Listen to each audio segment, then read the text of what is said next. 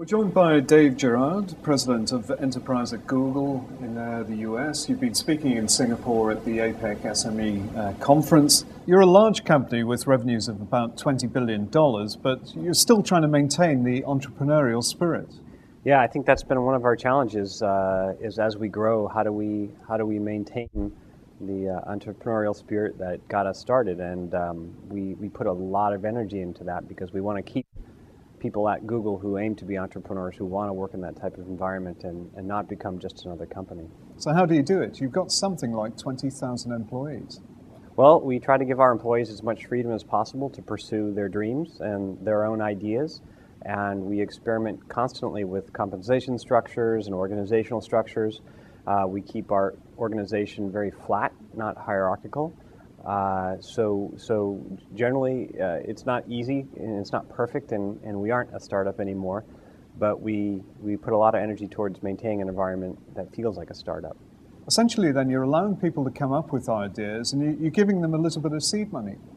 In essence, yes. What we offer is an incredible platform to build on in terms of a technology platform. And we offer to be part of a group of peers that are unprecedented in terms of the collective computer science brain power that's at Google. So that is something that is very attractive to some of the world's greatest computer scientists. So it feeds on itself in that way. Basically, then, you're an engineer-led organization. Absolutely. Google was founded by engineers, and at its heart and soul, is really an engineering-driven company. Employees are allowed to spend something like 20% of their time on generating ideas. What happens to those ideas once they come up with them? Well, sometimes nothing happens, frankly. If an idea doesn't pan out or it doesn't generate enough interest to get others to contribute.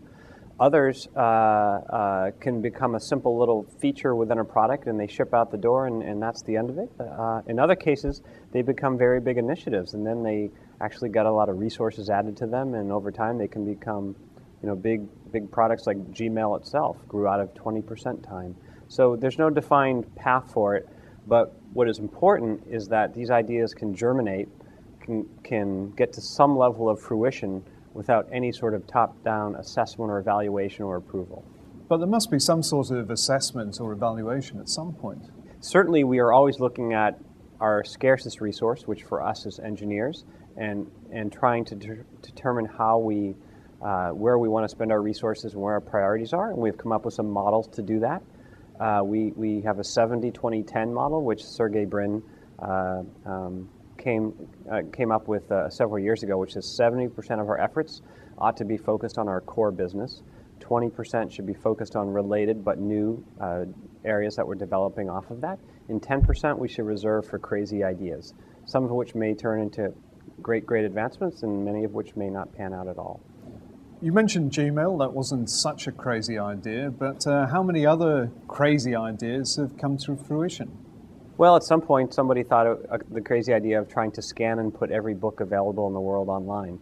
And to a large extent, that we're in mid-process on that, as many people know. And so things that sound fanciful or crazy at some point in time, and a few years later, may not be so crazy. Google News was another of the products that came out of this culture. That's right. Google News was invented by a single engineer who wanted to be able to quickly look across headlines from multiple websites and compare stories as they were created by different sources. And so it was a simple idea, and frankly today it's still a very simple idea, but that's what makes it special. What about the competition for resources within the company? Well, there's certainly a lot of competition, and there's two things at play here. First is we do have some sort of priority and need to feed and focus on our core business, but at the same time we want engineers to feel free to work on the things that they're passionate about. And making those two things coexist is no small trick. What it comes down to is communication, first of all, making sure our employees, our engineers, and everybody understand where our priorities are, what we're trying to accomplish in different areas. And then hopefully through that type of communication, we'll get enough focus on the things that really matter, and we'll also get some freedom to try some radically new things. From the top, though, you must still have some strategic direction, basically setting the parameters, and the engineers allowed to come up with ideas within those parameters. I think that's a very good way to put it. There's a few principles that drive what we do, and frame whether something is a worthwhile project at Google or perhaps not, maybe something better for somebody else to do. And I think intuitively, after you've been at Google for a while, you have a good way of appreciating whether something makes sense under the Google umbrella or whether it's probably not something that makes sense for our company. But does that mean engineers leave the company and take ideas with them? Certainly engineers can and do leave Google and take their engineers elsewhere. Our goal would be for the best and brightest to have the right place to do that right within Google. But certainly we appreciate that that's not going to be for everybody. What we want to do over time is make sure we have an environment where taking new ideas and giving them birth within Google is what makes most sense. And this has been primarily done from the headquarters in the US?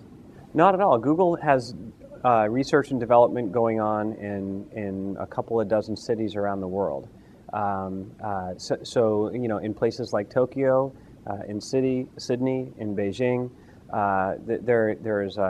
we want to hire the best and brightest computer science talent in the world, and we certainly know we can't do that all in Silicon Valley. So we put a lot of energy toward building a competence in doing distributed development of products. And as a result of that, we have a couple of dozen R&D centers around the world. How do the different countries compare in terms of creativity and innovation? Or is the US still the main driver for this? I think no. This is really a peer-to-peer model, and it is largely driven by making sure we have proper leadership in the different places we do research and development, and we certainly move toward areas of expertise in certain places. We have a lot of mobile expertise in Europe, for example, because Europe has always been far ahead of the US in terms of mobile applications, as has Asia. So a lot of times there is some sort of bent toward what we do and where we do it in that way. But having said that, no, our goal is great ideas are going to come from everywhere, and great computer scientists are in all parts of the world. What do you think is the future of the internet? You spoke at the summit here in Singapore about cloud computing. Is that the way forward? I think, in a sort of Winston Churchill-like way, this is just the end of the beginning. We are really at a point where the very first generation of the internet and what it's capable of, people have a good grasp of. But when you start to think about the possibility of every device you interact with having interconnectivity, being connected to a large network, the possibilities are almost endless. When you think about electric vehicles and the capability to make a much more efficient world in cities that we live in, the capabilities that an interconnected world can open up are just astounding. And I think for the most part, generation one of the internet is behind us, but we're really just at the very early stages of understanding the real possibilities.